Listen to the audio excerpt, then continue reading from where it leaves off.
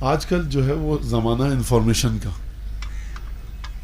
بڑا انفارمیٹو قسم کا مواد آتا رہتا ہے، جو چیزیں فیس بک، واٹس ایپ، آپ فون اٹھائیے اور اس میں کیا کیا چیزیں آئی ہوئی ہوتی ہیں. تو یوں کہا جائے گا کہ انفارمیشن آپ کو نہیں دی جاتی بلکہ ڈس انفارمیٹ زیادہ کیا جاتا ہے. ہر جگہ سے ہر بات آ رہی ہے، ذہنوں پہ ایک بمباری ہو رہی ہے اطلاعات کی. کون سی چیز غلط ہے، کون سی چیز صحیح ہے، کون سی چیز کس حد تک غلط ہے، کون سی چیز کس حد تک صحیح ہے، یہ مومن کو ائمہ نے اس بارے میں کوئی نصیحت کی ہے یا نہیں کی؟ ائمہ کو پتا تھا، علم تھا کہ 2019 2020 2021 کا سال آئے گا. اس کے لیے ائمہ کوئی نسخہ بتا کر گئے یا نہیں گئے؟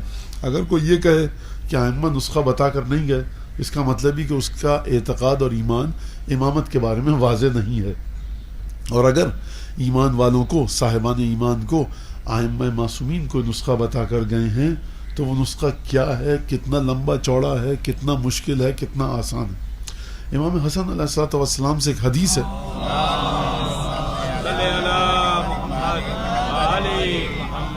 میں پھر مزید واضح کر دوں اس کو کہ کس طرح سے حقیقت کو سمجھا جائے، کون سا عقیدہ صحیح ہے، کون سا ایمان صحیح ہے، اہل بیت کے بارے میں کس ایمان کو قائم کرنا درست ہے، قرآن کے بارے میں کس ایمان کو قائم کرنا درست ہے، تعلیمات دینی، معارف، عقائد، اعتقادات، وہ تمام کی تمام چیزیں جو ہم مجالس میں سنتے ہیں، کس طرح کی مجالس میں جائیں، پیمانہ کیا ہے، کس شخص کی بات سنیں، کس شخص کے ساتھ گفتگو کریں، یہ ائمہ نے اس کا ایک معیار دیا ہے. اور کتنے بنیادی لیول سے، کتنی بیسک سطح سے امام علیہ السلام گفتگو فرما رہے ہیں. امام نے فرمایا، امام حسن علیہ السلام نے، کہ عجبن، تعجب ہے اس شخص پر، عجبن، کیا عجبن؟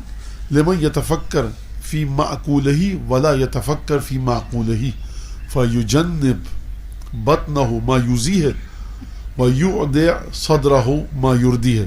امام حسن علیہ السلام، یہ بہار الانوار میں حدیث ہے، فرمانے تعجب اس پر ہے، حیرت اس پر ہے کہ من یتفکر فی معقولہ، جو اپنے کھانے کی چیزوں کے بارے میں خوب سوچتا ہے، فیجنب بطنہ ما یوزیہ، اپنے پیٹ کو، معدے کو ان چیزوں سے دور رکھتا ہے جو پیٹ میں اگر چلی گئیں تو پیٹ کو درد میں مبتلا کر دیں گی، معدے کا درد ہو جائے گا، بدن میں تکلیف ہو جائے گی، جسم میں تکلیف ہو جائے گی، بیماری کا شکار ہو جائے گا، درد، کرب، علم، رنج، آلام میں گرفتار ہو جائے گا. کہتا ہے مجھے یہ نہیں کھانا. اور کیا کرتا ہے؟ اگر رنگ میں اس کو شک ہو کہ رنگ بگڑ گیا فلاں غذا کا، کہتا ہے سونگھیے. سونگھنے کے بعد اگر بو ذرا غیر مانوس سی آ رہی ہے تو چکھتا ہے، ذرا سا ایک ساتھ اٹھا کر نہیں کھا لیتا.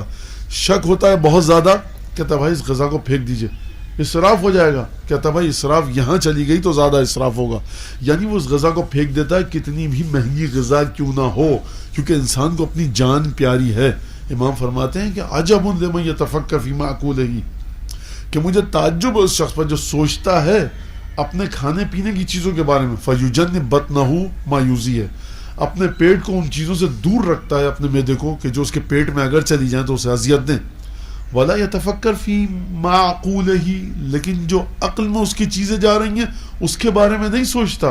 یودع صدرہ ما یردیہ، اپنے سینے میں ان تمام چیزوں کو رکھے جا رہا ہے جو اسے ہلاکت کی طرف لے کر جا رہے ہیں. مولانا ان کی بات بھی سنیے، ان کی بات بھی سنیے، ان کی کتنوں کی باتیں سنیں گے آپ، تحلیل کتنوں کی کر سکیں گے آپ جب تک کوئی بنیاد اپنے لیے نہیں بنائیں گے، آپ جب تک اپنے لیے کوئی بینچ مارک نہیں بنائیں گے، آپ جب تک اپنے لیے کوئی کرائٹیریا تشکیل نہیں دیں گے، ہمیشہ شک کے عالم میں رہیں گے. ہر ایک ویڈیو آئے گی، ہر آڈیو آئے گی، ایک آڈیو آئے گی آپ کو اس طرف لے جائے گی، ایک ویڈیو آئے گی آپ کو اس طرف لے جائے گی.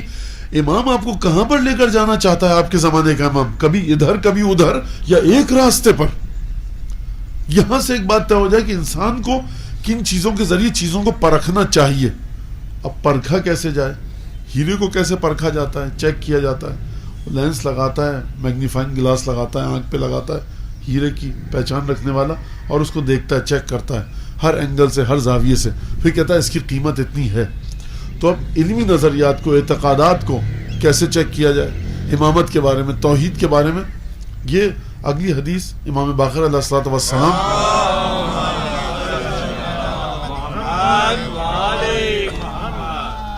دو حدیثیں ہم کو ملتی ہیں. ایک حدیث ہے خود علوم اہل بیت کے بارے میں، اور دوسری حدیث کے خود اہل بیت کے علوم کو حاصل کیسے کیا جائے. فرمایا امام باقر علیہ الصلوۃ والسلام نے کہ رحم اللہ اللہم صلی علی محمد رحم اللہ احی العلم، خدا کی رحمت اس پر جو علم کو زندہ کرے. لفظ پر غور کیجئے، خدا کی رحمت اس پر کہ کس شخص پر جو علم کو زندہ کرے. پوچھا گیا وما احیاء العلم، ابن رسول اللہ یہ بتائیے کہ علم کو زندہ کرنا کیا ہے. کہا ان یذاکر بہ اہل الدین والورع، صاحب دین اور صاحب تقوی کے ساتھ مسلسل گفتگو میں رہنا. یعنی جب ہیرے کو پرکھا جاتا ہے کچھ وقت لگتا ہے، کچھ ٹائم لگتا ہے. ہیرے کو پرکھنے والا ہر زاویے سے دیکھتا ہے. کسی نظریے کو جب آپ سمجھنا چاہیں تو آپ کو گفتگو کرنی پڑے گی، کسی عالم کے پاس جا کر سوالات کا اپنے اظہار کرنا پڑے گا. جو چیز اس نے کہہ دی اس کو من و ان مت مانیے، بلکہ اس کے ساتھ گفتگو کیجئے. امام تاکید فرما رہے ہیں کہ علم کو احیا کرو مذاکرے کے ذریعے.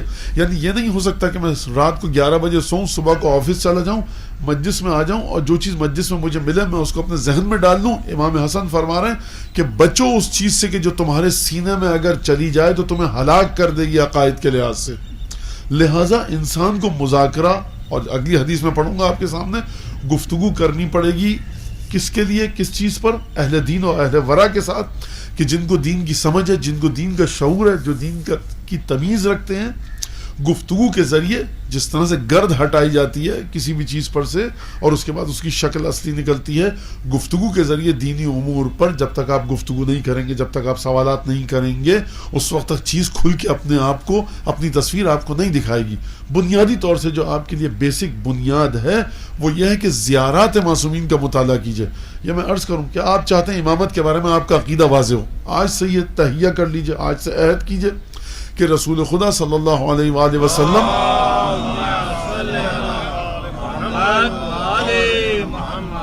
نبی کریم کی زیارات کا مطالعہ شروع کریں گے.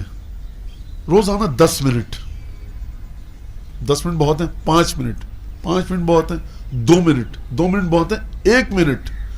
1 سال میں نہیں، 1.5 سال میں رسول خدا کی زیارات سے شروع کیجئے اور جائیے امام زمانہ کی زیارات تک. دعا عہد، زیارت آل یاسین، دعا جو غیبت میں ہے، ابو الحسن زراب اصفہانی جمعے کے اعمال میں شیخ عباس قمی نے مفاتی میں نقل کیا.